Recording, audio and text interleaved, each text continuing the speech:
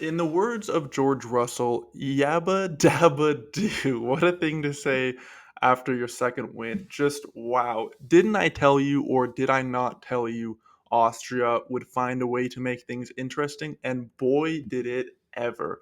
But only after giving us the biggest pump fade of all time. Two-thirds into this race, I just about shut my laptop, and then bam, pure action to the finish line. The difference between how boring the first half of this race was compared to how exciting the end was just insane. This race was like falling asleep on a 12-hour road trip and then waking up in the McDonald's drive-through. This race was like being the first person to fall asleep at a house party and waking up to find out that instead of drawing on your face, your friends cooked you a five-course meal. This race was like having a soul crushing week at work and then finding out Friday afternoon that it's a long weekend. For real, this race was like getting punched in the face and then waking up in the hospital to find out your crooked nose is just perfectly aligned. At no point during the first two-thirds of this race did I think anything good could come of it. And then, by the grace of the Formula One gods, we got a masterpiece. There's so much to talk about here, and I'm going to get more into the details in some other videos later this week. So I'll just go over the highlights in this video, and I want to start by giving props to George on his win. He's been great all year. He's really had the leg up on Lewis. He's especially these last few races, he's really been in the mix, and he was rewarded today by being right in the mix when it counted. So, congrats to him. The same could be said for Piastri. He's been really good this whole weekend. And P2 again after P2 in the sprint is just great weekend for him and an amazing recovery after getting his lap time deleted in qualifying yesterday. So good job to them. Same with Sainz as well. Now, unfortunately for George Piastri and Sainz, nobody's going to be talking about them, right? Everybody's going to be focused on Norris and Max, and specifically that race-ending collision, which was just it was just fireworks. Oh my goodness. Some people have said that the contact between them was inevitable, with how close they've been lately, but I don't see it that way. It kind of took me by surprise. We've had some pretty close battles in the last few races. Especially think about the sprint that just happened yesterday. Lots of battles between Max and Norris, but it's always been clean, it's always been fair.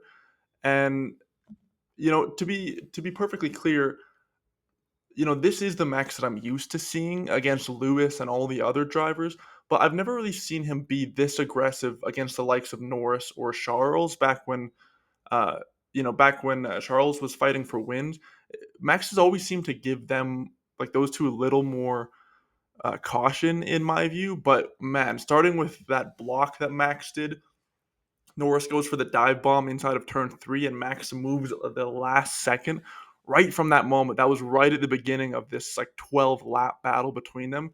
You could see it was just a different mode for Max. He was really getting his elbows out, and it was great. It was great. Martin Brundle said that move of Max to cover the dive bomb was right on the limit, and it must have been because he wasn't penalized for that. But man, from Max's rear view, oh, it looked close. It was really close. And it was amazing to see, honestly. And as we'd find out, that's about as hard as you can race without having collision. So, a couple things I do want to highlight during this 12 lap battle. I'll say it again, 12 lap battle between Norris and Max. Amazing. Number one, Norris did have fresher tires. They both went on to mediums after their second pit stop, but Max's were scrubbed mediums. Lando's were new. So this isn't a pure pace difference between, it's not like the McLaren was suddenly quicker when they were on low fuel or something. There was a tire difference there. So um, just for future races, if you're thinking that McLaren's going to be this quick at the end always, the last few races where they've been quick at the end, there's always been a strategy difference, and this race was no different. Um, Number two, not knowing who was getting penalties for what did take a bit of the punch out of the action. For this whole 12 laps, as good as it was to watch, there was like three things all being noted or investigated that could have nullified the result of the on-track action. And that made the on-track action just have a little bit less bite, and that was a little unfortunate. You had, Lando with the black and white track or black and white flag for track limits, Max moving under braking, overtaking off the track, all this kind of stuff. And any one of those things could have nullified any positions gained or lost. And I'm not blaming the stewards for this at all. It's not possible to police these things the instant that they happen. But the point that I want to make is the importance of incentivizing clean racing. Because when you have clean racing, you don't have to guess about these penalties. And so, I'm gonna make I'm gonna break this out into its own video and talk more about this, but just making sure that the rules are set up beforehand to really incentivize clean racing, so you don't have to guess, as you're watching the action, is any of this going to really matter? Because that does suck. Think about the sprint yesterday when it was clean racing. You knew if he got past versus this battle. If even if Norris got past, it was especially after he'd gotten past and then given the position back, the whole time you're thinking, if he gets past, is it even going to count, right? And that's not a position that you want Formula One to be in. So yeah, just crazy action, and so unfortunate for Lando to retire while Max still got to finish P5. It seems like Max often gets the lucky end of those kind of battles. Um, and finishing P5, what a great time to mention Perez finished 2 places behind a Haas, despite the fact that Verstappen did half a lap with a blown tire and had an extra pit stop compared to Checo. It's just honestly not surprising at this point in the season. I am still expecting him to magically return. Whatever slow ghost of driving is haunting him right now. It's just going to disappear in 6 or 7 races. I'm sure of it. But yeah, not fun to watch. A couple other things: Alonso stealing fastest lap by 0.02 of a second from Max on the penultimate lap was just hilarious. I was like, oh, at least Max gets an extra point. And then nope, Fernando in 18th steals it. Like, why are you doing that?